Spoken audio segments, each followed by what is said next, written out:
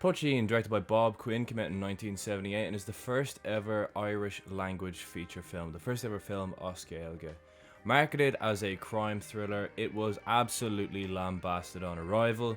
Today we're going to talk about that, why it was lambasted, did it deserve it, and if it even is a crime thriller at the end of the day. All this and more on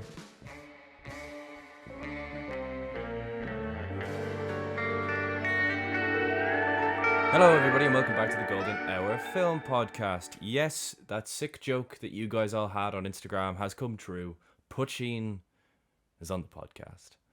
And it is the second of the four semi-finalists from the Classic Film Euros that we are covering.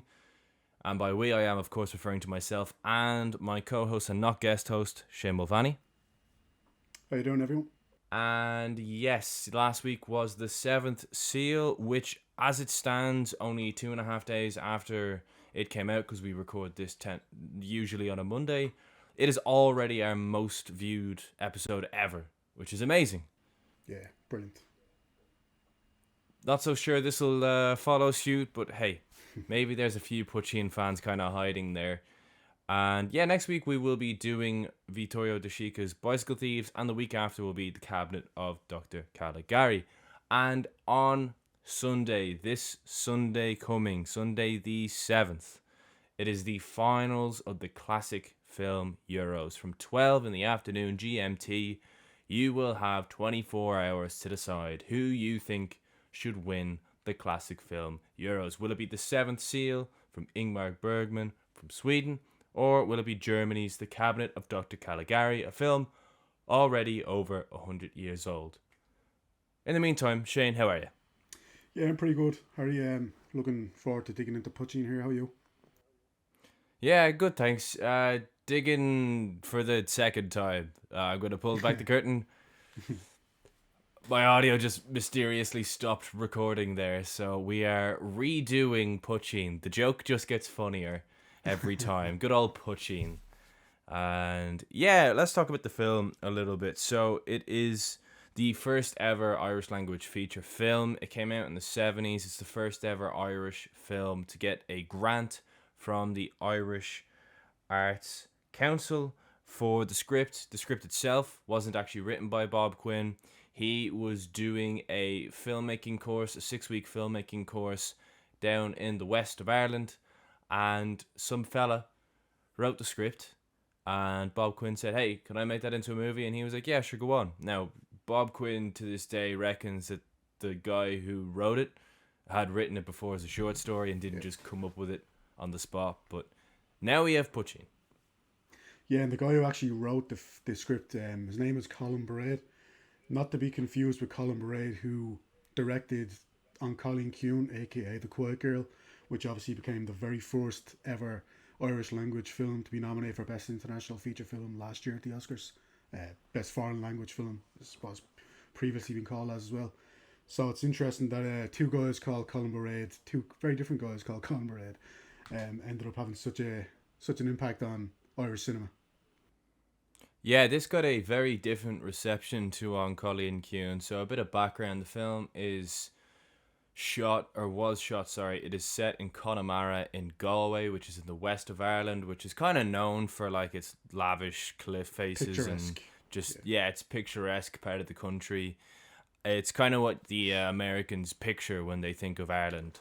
It's like it's like Man of Iron or The Quiet Man. Those kind of films kind of borrow heavily from places like Connemara and other places in the west of Ireland. Bob Quinn himself was quoted as saying, "No pretty pictures, please." Yes, this is not a very picturesque depiction of the west of Ireland. It's the total opposite, and it's kind of part of the reason why the film is maybe starting to get a bit of traction, because it's, even if you look it up on Wikipedia, it's got a bit of a silly poster. It looks like a Garda poster almost, and it's called a crime drama, which it's not really.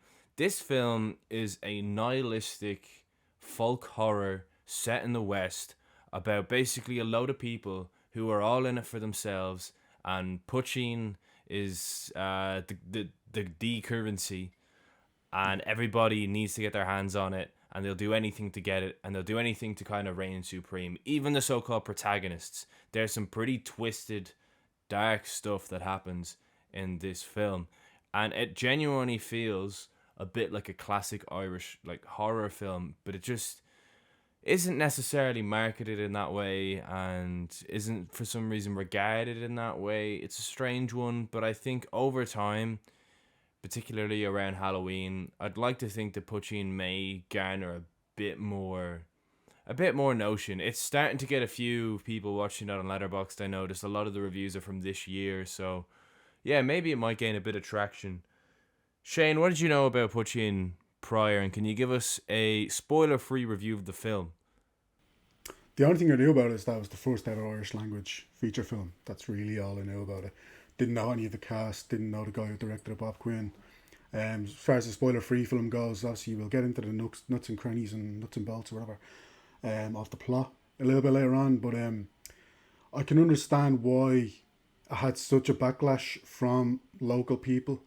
It's not the most flattering depiction of life in these small towns, in these rural areas. But also I can understand why its reputation has kind of blossomed in the last several years. It is an interesting film to consider when we're talking about kind of these depictions of Ireland. It definitely is very deliberate in its pushback of those kind of The Quiet Man and Man of Iron, those kinds of films that I just mentioned.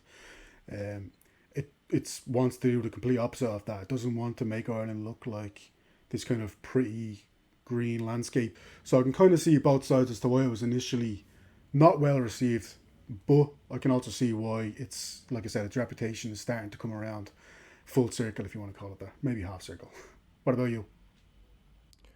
Yeah, I thoroughly enjoyed it. It's definitely not the film I was expecting to get. The backlash Shane is referring to is basically RTE, our national broadcasting TV service, aired this film on television on St. Patrick's Day of '79, and it was met with disgust. It was called a national disgrace, a direct insult to the people of the west of Ireland. Everyone hated it. And yeah, I can understand that because at the time, not to say that we've gotten much better, but at the time anyway, the Irish were very sensitive as to how we kind of get depicted in things and how we're depicted in film. So for one of our own guys to then make a film about how bleak life can be in Ireland felt like a bit of a stab in the heart for some of these people, I'd say.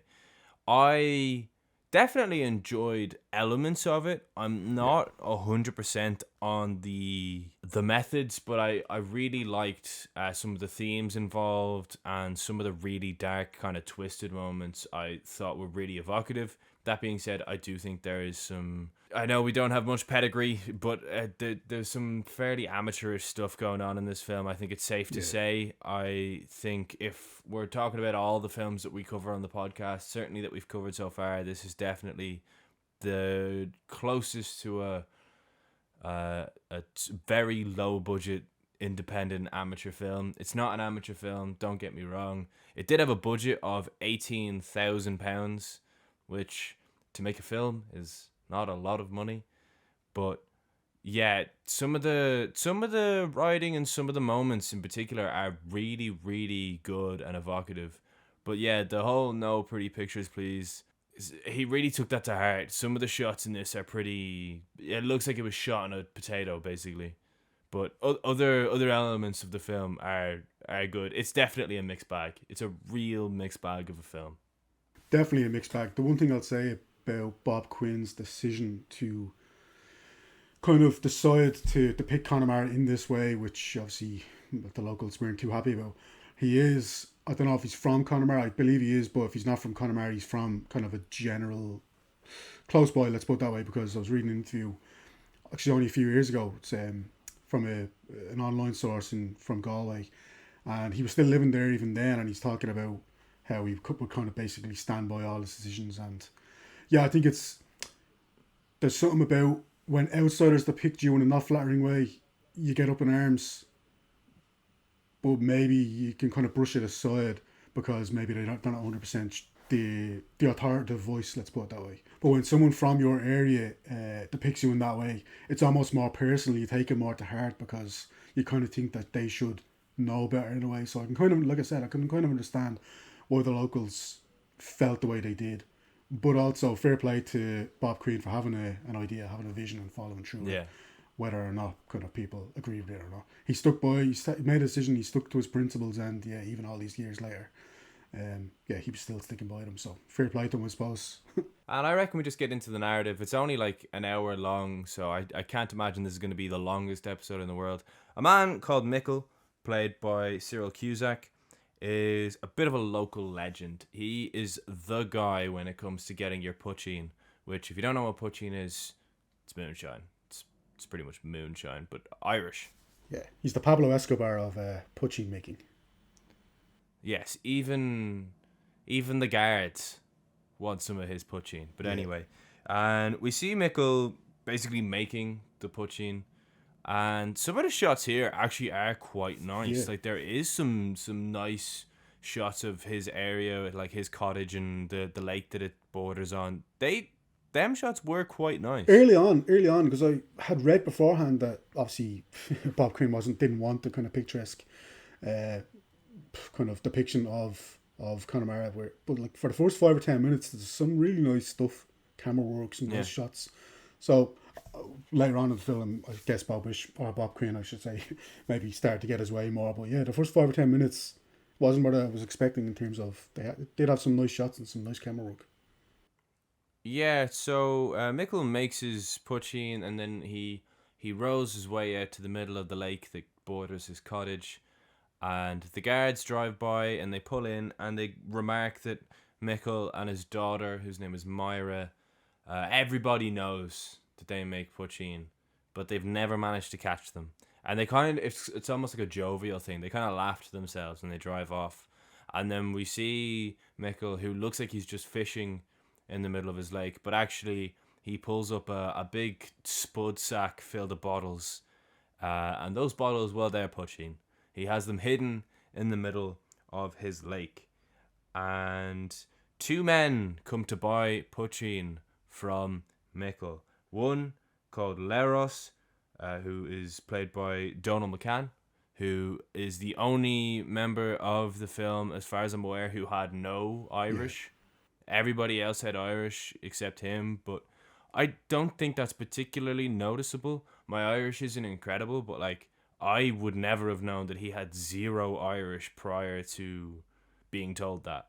I think he's depicted as like kind of subservient to the other guys, Sleamhnan. Mm-hmm. So he doesn't have as much dialogue. He still has a bit of dialogue, but he doesn't have as much. So maybe that was their way of kind of masking you, a little bit. Yeah, the other fella, Sleamhnan, is played by Niall Tobin. So we've got some proper old school Irish actors up in this film. And yeah, as you said, Sleamhnan's kind of the head honcho. Labhras kind of follows him along. And they are here to buy some poitín from Michil.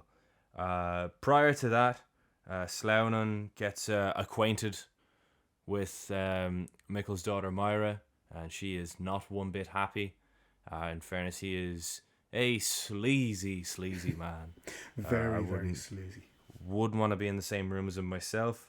And on the other end, well, Labhras is just kind of fascinated by Michil's dog. He just really likes the dog. And I was like, oh, this guy doesn't seem all that bad. He certainly doesn't seem as bad as his mate anyway, because I don't even know if he notices his mate going over to Myra. He's just chatting away to the dog. And they bump into Michil. And somehow, someway, they're short of money. So in order to make the deal work, Michil gives them a dog. So not only does he lose his dog, but he's also receiving less money. Can you explain that in any way, Shane? I can't. What are you 100% sure that it was Michil's dog? Because Michil is seen first. I didn't catch that it was meant to be Michil's dog. I could be wrong about that. Maybe it was. Do you think it was meant to be Michil's dog? Well, yeah, the dog was just kind of chilling out in his garden. Yeah, maybe. And he does kind of live in the back arse of nowhere. Okay, yeah, maybe that. Yeah, But but yeah, that's no, just my There's my it's interpretation. There's not a lot of like sources for us to reference here, so this is very well, much us trying to yeah, figure this out. that's in real time. Yeah, exactly. No, the reason I say that is that obviously we'll get on to what happens later in the film. But if it is Michels' dog, yeah, I can't really understand certain events that would go on to happen. Let's put it that Yeah, way. I have a really rogue show here, and for some yeah, reason now, I'm probably get laughed at in the comments here. As they're walking up to Michels' house, Labhras and Sleamhnan, a few of the camera work and like the music that's playing and some of the camera work, I'm not suggesting they're anywhere near in the same ballpark, but it kind of reminded me of a little bit of like, do you watch Breaking Bad or Better Call Saul?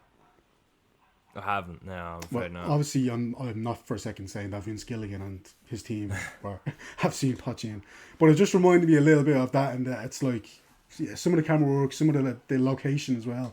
It's kind of in the bug arse of nowhere. Yeah, kind of a rogue show, I know, and I know it's probably a stupid show, but yeah, that was interesting to think about for me maybe. So they get the Poitín, which is illegal at the time, and the dog, and they all load up into their car. The two lads, the dog and the Poitín, and they drive off. And they drive off in quite a hurry. So much of a hurry that the guards actually notice this, and the guards start chasing them. We get a bit of a high speed car chase through Connemara, and eventually through taking a turn, they evade the guards with enough time that Leros can get out of the car with the Poitín and do a runner and go and hide it somewhere where nobody will see. But the guards do catch up eventually and find them, and they start questioning Sleamhnan.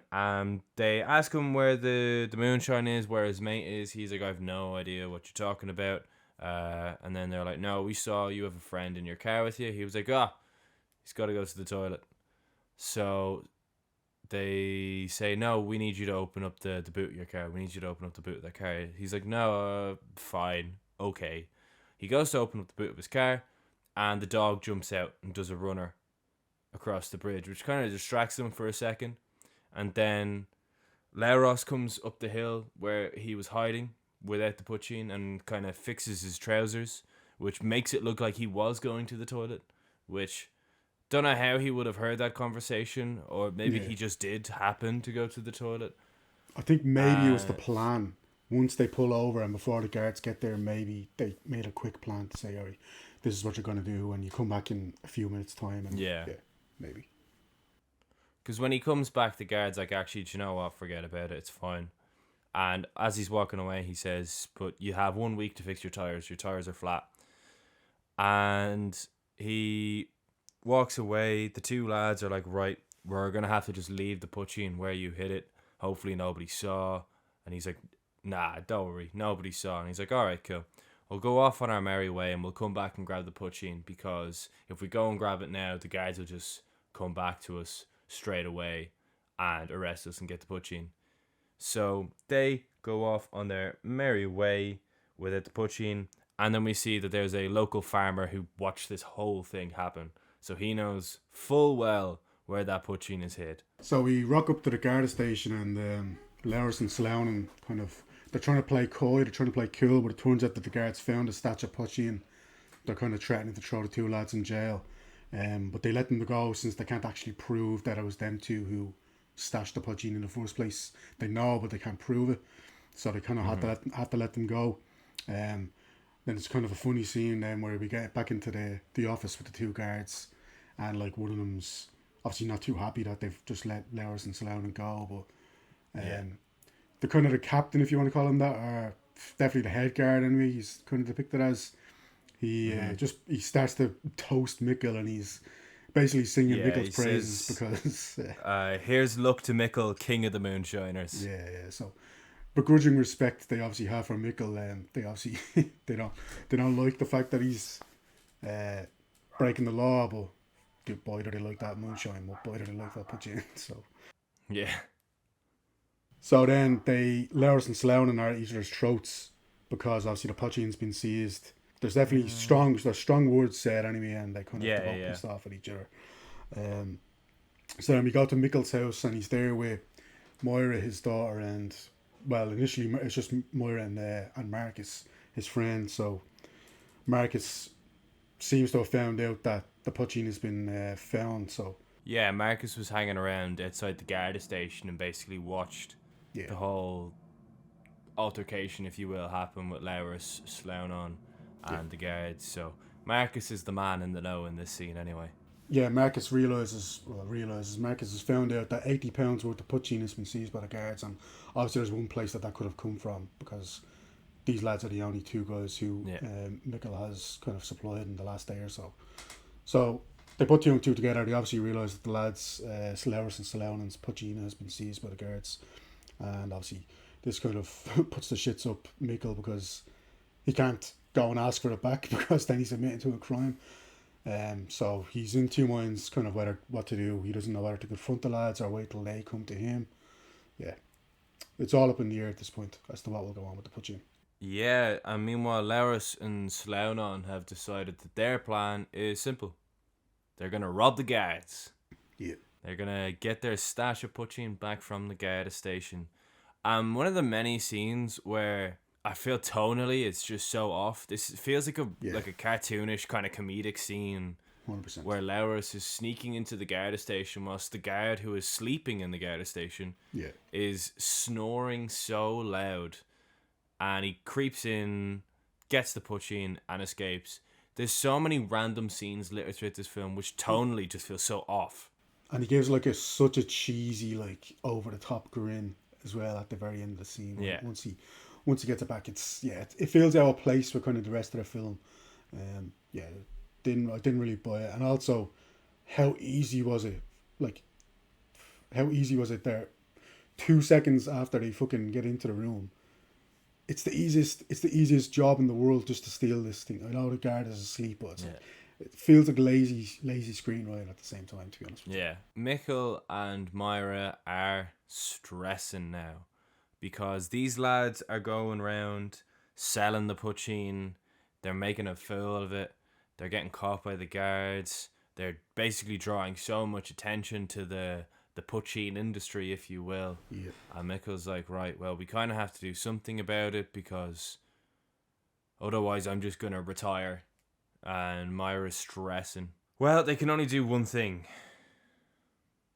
Michal goes out and the dog is there for some reason. And he beats it to death with a rock. Just bashes its head in with a rock. This is what I mean What about.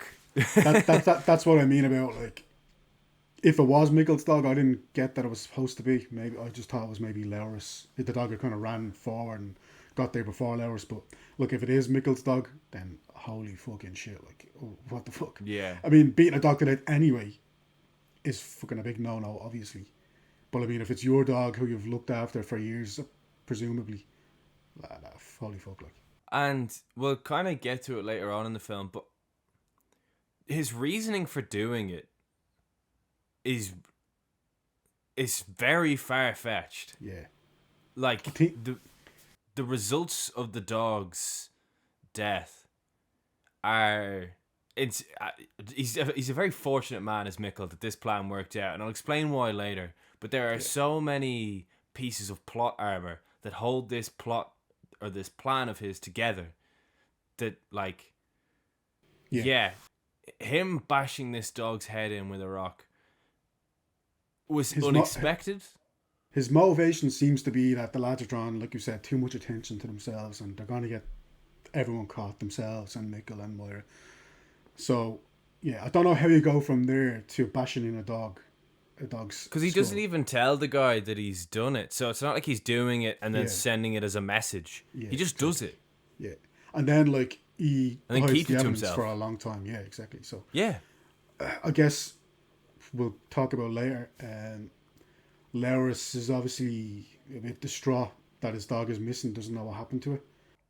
Mm-hmm. So maybe that was the plan. Maybe the plan was to kind of have them at loggerheads with each other and then let them kind of fight between each other and then let the whole thing erupt. But I don't think I we. don't know, because I thought if that was the plan, then he may have left some sort of clues or Yeah, something that he's done this. But it's or just now the dog's just not there anymore. maybe try and frame Sloan. I don't know, but yeah, I don't know. it's crazy. This is what I mean when I Anyway, say that the film is like, I can understand has why its reputation has grown, but I can also understand why locals would have been up in arms about it, because you're fucking depicting that you're from these areas and you just go around bashing dog skulls in willy nilly. I mean, come on, like. that's the protagonist as well. Yeah, exactly. The most, up to this point, the most likable kind of, even though he is obviously a moonshine maker, the Yeah. most likable kind of, more probably most down to earth character at this point, up to this point. And yeah, Laurus is quite upset. They go to the pub, Laurus and Slaughnan, and he is upset about the dog because he just kind of has an inkling that something's wrong because he's not seen the dog that day. And he gets quite emotional telling people in the pub. Meanwhile, Sloughnan's just being the pesky Slaughnan that he is and starting fights with people in the pub. And the two of them get kicked out. Again, just a bizarre choice of editing here and writing for me was Lowers gets into a conversation with a guy about if dogs have souls or not. Yeah, And they get into the conversation and the guy says, "Let me tell you a story." And he tells about 3/4 of the story and then it just fades away. And yeah, we don't hear the end of the story. Like, just finish the story, Cody. Just finish the story. yeah. I don't Yeah, know I if don't it's meant know. to It be was, like eavesdropping in on a regular Saturday night conversation down the local pub. I don't know if that was the plan, but like, yeah, it did feel a bit pointless. And obviously, then, yeah, Sloane goes on to just piss off. I think maybe the scene is meant to serve to illustrate the fact that Sloane in particular, but really the two lads together, are really starting to piss off the locals. No one's going to be fucking upset if and when they piss off. So, yeah, maybe that was the intention, but again, the execution was quite a way away, I think, from where you would want it to be. yeah. And as well, all the locals are calling these two lads the two young fellas. Yeah. They look a combined age of 110. Yeah. Like they are, and these are like the young doll scrounging, moonshine stealing, beer drinking youngsters of the village. They are both well in their 50s, or at least Definitely they look Slough. like it. Slough in 100% is. Yeah, Maybe Lowris is maybe late 40s, if you're being generous. But yeah. yeah, So yeah, the lads wake up in the car the next day, and again, another moment of strange editing, I'd say. They just start to kind of wander towards Michils' house. For a moment, you're kind of wondering where the hell they're going. So obviously, they had this plan to go to Michils' house anyway. So they're going to Michils' house, and he doesn't answer initially. So they start banging on the door, and Slowers in particular, like he was the previous night, is starting to get rowdy and very threatening. And so Michel opens the door. Um, Moira is angry, and Slough barges in and just starts attacking Moira. So yeah, that's not great. Obviously, they start to demand Poitín, and Lauris is obviously sidetracked about what the hell happened to his dog. He just starts asking about his dog. He doesn't actually. It's pretty obvious at this point he doesn't give a shit about the Poitín. He's going. He's just there because he wants to know what the fuck happened to his dog, because he obviously suspects something's gone wrong, and he obviously suspects maybe Mikkel knows more than he's letting on. Mikkel refuses to give them more Poitín because obviously he knows that they stole. Well, he knows that they lost the original Poitín, and there was a previous conversation where Marcus was talking about how they had stolen it back from the guards, and he was kind of praising them. So Mikkel isn't sure at that point whether it's true or not, but he knows that it's possible they got it back and they're not even paying him for obviously the money that they owe him, and now here they are again. Not only do they owe him half of the previous order, but they're here demanding more Poitín and threatening his daughter in the meantime in the process. So Lowers forces Moira to dance with him, which yeah, the two lads are obviously they're just fucking they're idiots, really. yeah. They're And this is thugs. kind of the part of the film. This is kind of the part of the film where it feels like a home invasion film. And Yeah, again, if it just kind of lent into the horror elements a bit more, I think the execution would have been great. yeah, I Like agree. Yeah, there is some real disturbing stuff going on in the scene that like doesn't feel it doesn't feel forced. Like there's some genuinely eerie undertones to this scene, Yeah. and if they just kind of lent into that a bit more, it would really work. But yeah, instead we get a potato fight. Yeah, it's so strange. And it's played for humour as well, which obviously it is humorous because Yeah. two lads fucking a load of spuds at each other is obviously it's pretty funny, but I also didn't really see the point of it at the same time. I mean, it is the lasting impression when I think of this film in the future. It will be the Yeah, spud fight, spud the fight. potato fight. So Yeah. from that point of view, I guess it does contribute to the most lasting image that I have from the film. So maybe that was the intention, but yeah, maybe it's just to illustrate the fact that they're kind of both simpletons and they're not the most cultured people, I suppose. Again, like you said, it just undercuts what was actually a pretty effective scene up to that point of building Yeah. and simmering tension, slowly building the kind of suspense as to what would happen. This thing kind of felt like it was reaching a boiling point, but then out of nowhere, then they just start fucking a lot of spuds at each other. So Yeah, and then the spud fight ends because one of them hits the frame picture of the Virgin Mary and it breaks, and then they realize the error of their ways.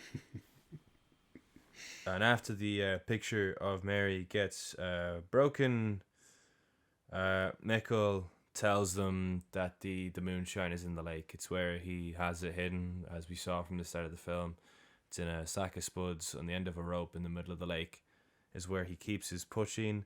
Before they go, again, had they lent into the horror elements, I feel like this scene really could have been effective.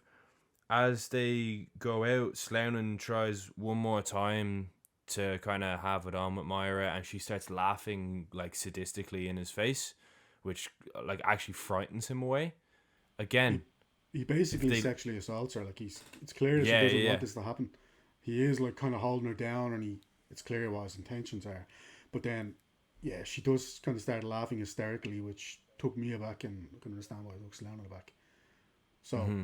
he's scared shitless out of his pants, so he fucking walks off, wondering what the hell's up with this woman. Yeah, Yeah, we'll obviously and find out again why she was why she was yeah. acting like that. But yeah, if they just lent into the horror elements and I don't know, didn't try to be a crime film. I don't know. I just think there's so much potential with this film and the script.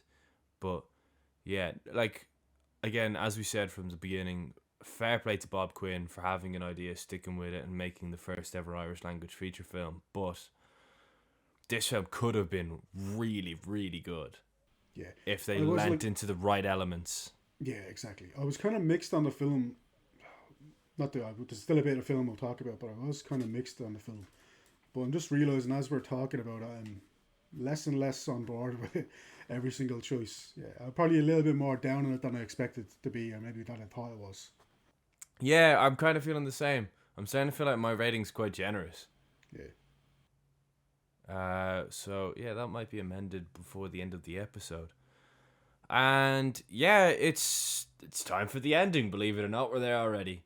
Michil says, "Lads, I have a boat here. If you want to go and get the poitín from the middle of the lake, I can't reach it. I'm too old. But you know, if you really want the poitín that bad, you may go get it yourself." And they get in the boat and they're like, "Oh, it's half full of water."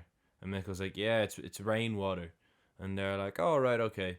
So then they start rowing it to the middle of the lake, and then they realize, "Oh, wait, it didn't rain last night." Most factually inaccurate Irish movie scene ever. What do you mean it didn't rain last night? What are you talking about? And they get to the middle of the lake where the rope is, and they find the rope. So Sleamhnan starts pulling the rope, which the sack of spuds with all the bottles of poitín is in, and he pulls it up onto the boat. And we hear the clink of the bottles, and they're all kind of excited. And he opens it up, and there's just horror on his face. And he sits down, and Sleamhnan's like, what? No, he's not. Labhras is like, what? Oh my god, what? And he opens it, and the dog was in the bag. yeah. And Great message for Lars.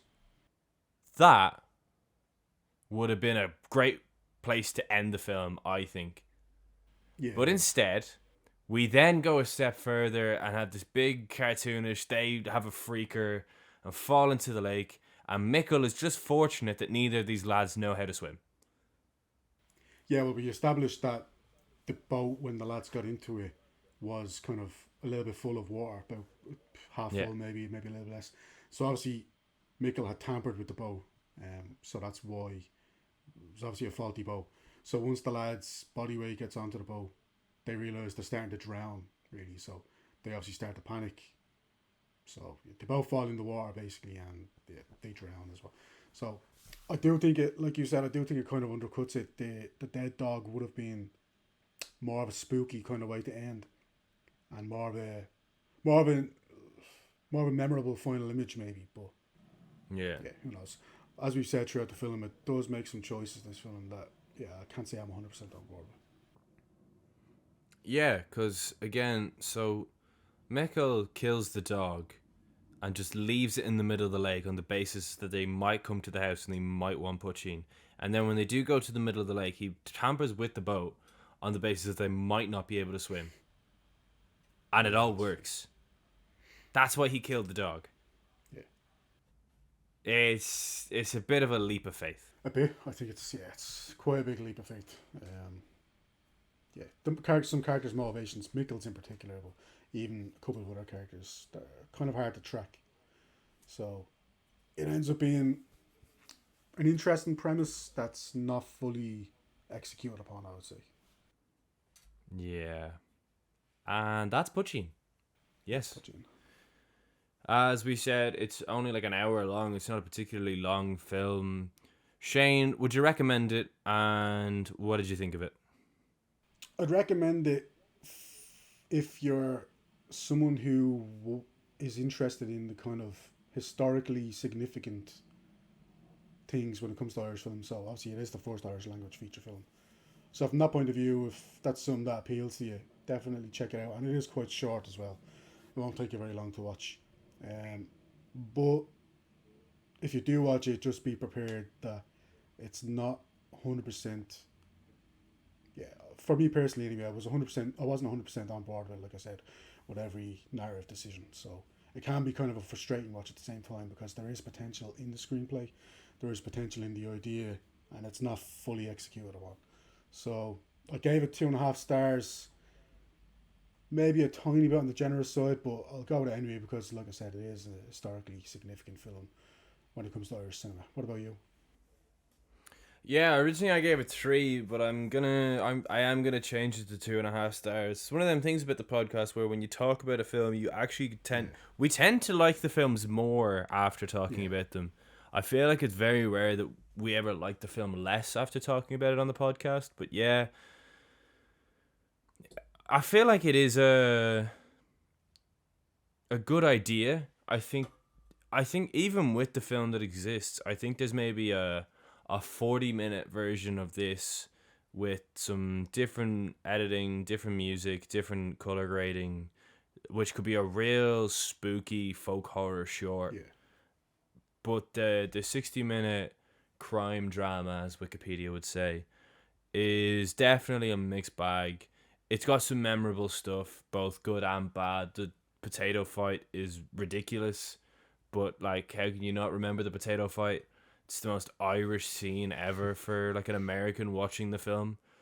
Is two Irish guys from the west of Ireland throwing potatoes at each other because they both want to get drunk, and then one of them hits a framed picture of Mary, and that's what causes them to stop. All of this happens in a cottage in the middle of nowhere, just surrounded by lakes and fields. It's about as Irish as it gets. If you're an American, I guess. And obviously the dog at the end is pretty memorable.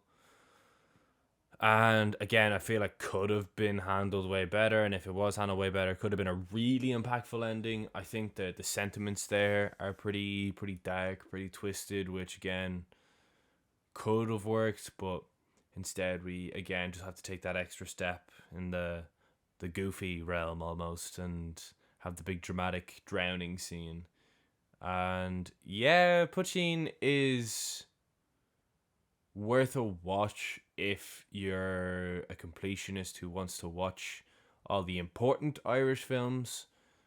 If you want to watch all the good Irish films, Yeah. don't Maybe. necessarily think it's worth a watch. Before we leave, just on the topic of Irish films, because it might be a little bit of time before we obviously get onto them. What would be your kind of go-to Irish films?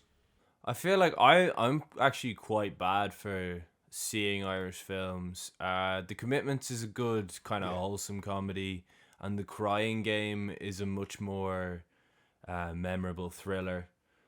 But some of the ones that I haven't seen since like primary school, like The Wind That Shakes the Barley, Oh, classic.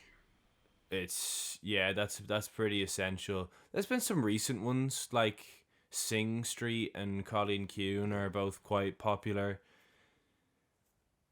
Yeah, John Carney's filmography is like, he's, if you don't know John Carney, he's the guy who makes like those kind of musical films. So his films incorporate new music. So once Sing Street, Begin Again, which isn't an Irish film, it's Oh, an Once American is film. good actually. Yeah, Yeah, once yeah, Begin Once is Again, alright.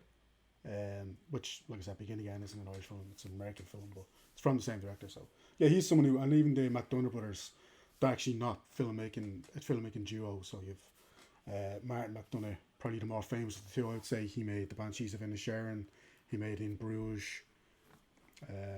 His brother is John Michael McDonough, who made The Guard. That's another actually great Irish Yeah, comedy.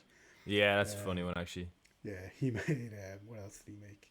Yeah, those two lads are probably the most famous of the current Irish directors, maybe potentially. Well, they're English Irish. I'll say that because Yeah, yeah, like they're Daniel English Day Irish. Lewis. We Yeah, rarely claim them, but when we do claim an Englishman, it tends to be in the film industry, or Cam or in the football industry. Calm with Horses is in a recent one from like about 3 or 4 years ago. It actually has some similarities to Poitín in that it's kind of its location. It's kind of bleak Mm-hmm. and dirty and dark, and it does have a little bit of DNA with the dark nature and the kind of malevolent presence that kind of runs throughout. Yeah, so maybe I'll check that out as well. But I think it's an interesting time just for me. I need to talk about Irish cinema because I think a lot of Irish actors in particular are on a real boom at the moment. We Yeah, talk about people like Andrew Scott, Paul Mescal, obviously Saoirse Ronan, and Colin Farrell. There's Brendan Gleeson. There's loads and lots to talk about. So feels like Irish cinema is in a rich vein of health when it comes to like how we're viewed internationally, how we're viewed on the world stage at the moment. Even if maybe I would still like to see more chances being taken on Irish cinema. So I just wanted to get that out there because it might not be it might be a little bit of time before we watch another Irish film. So yeah, yeah. maybe Banshees of Inisherin also was like Banshees, yeah, essential. of course, yeah, Yeah, it's got like basically four of the biggest Irish actors in the world at the minute in Colin Farrell, Barry Keoghan, Brendan Kerry, Gleeson, and Kerry Ayo Condon. Edebiri. No, Kerry. I almost didn't get what you said there. But okay, so you have Ayo And Edebiri and Kerry Condon. I almost. and that was Poitín. Next week we have Bicycle Thieves, which, as we've said a couple of times on the Instagram, is it the first film we ever watched together, or just the first foreign film we watched together? I actually don't know. I feel It's it. the first one from the I think it was the foreign, first. I think it was the first. from Global Cinema anyway. It was the first film we saw together in global cinema. Yeah, Yeah. I'm pretty sure. So yeah, that's a big one next week. Italian neo-realism. But in the meantime, there's a few things you guys can do to help us out. First of all, of course, go vote on the finals of the Classic Film Euros this Sunday. Second of all, if you could like the video, that would be amazing. If you can share it with people who you think want to give us a watch, that would be amazing. Comment what you thought of the film, of the episode, or, you know, if you've just watched the episode and you've decided, I am not going to watch Poitín, but I'll leave a comment anyway, that'd be great. And yeah, thank you very much for watching and or listening. Yeah, thanks very much. Like Harry said last week, the Seventh Seal got a brilliant response. It's great to see. So we're not expecting Poitín maybe to be as popular, but who knows? Maybe everyone might surprise us. And yeah, going forward, Bicycle Thieves in the Cabin of Dr. Caligari are two very, very obviously popular films from European cinema. Thank you very much, guys. We'll see you next Friday. I've been Harry Thanks very Bailey, much. I've been Shane Maloney. and that's the Golden Air Film Podcast. Goodbye.